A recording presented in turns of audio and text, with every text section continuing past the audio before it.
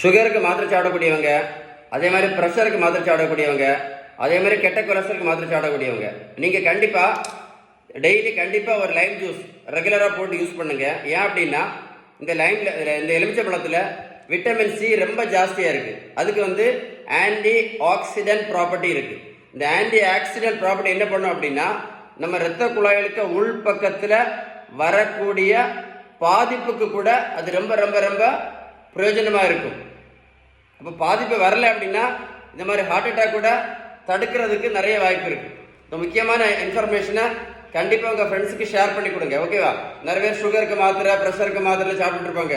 Share பண்ணி கொடுங்க, அவங்களுக்கு ரொம்ப யூஸ்ஃபுல்லாக இருக்கும். அதே மாதிரி இந்த தம்பிக்கு பாருங்கள், மொத்தம் இந்த பெரியவங்களுக்கு பாருங்கள் 42 கிலோ வெயிட் குறைச்சிருக்கோம். 128லேருந்து 86 கிலோ. நான் ப்ரோட்டீன் பவுடரும் கொடுக்கல, மாத்திரையும் கொடுக்கல, ஜூஸும் கொடுக்கல, ஊசியும் போடலை. இந்த பெரியவங்களுக்கு ரோட்டில் போய் நான் ஓடக்குன்னு சொல்லலை. நான் பண்ணது எல்லாமே பேலன்ஸ்டு டயட், விகிதம் சரியான வீட்டு உணவு முறை.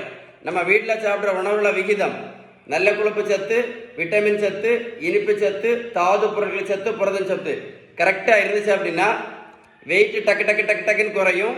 வெயிட் நல்லா குறைஞ்சிச்சு அப்படின்னா நம்ம சாப்பிட்டுட்டு இருக்க மாத்திரைகளை கூட என்ன பண்ணலாம், படிப்படியாக குறைச்சி நிரந்தரமாக கூட நிறுத்த முடியும்.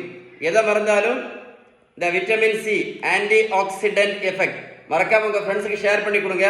இந்த மாதிரி மாத்திரை சாப்பிட்டுட்டு இருக்கக்கூடிய நிறைய ஃப்ரெண்ட்ஸுக்கு யூஸ்ஃபுல்லாக இருக்கும். சரியா? ஷேர் பண்ணுவீங்களா? ஷேர் பண்ணி கொடுங்க.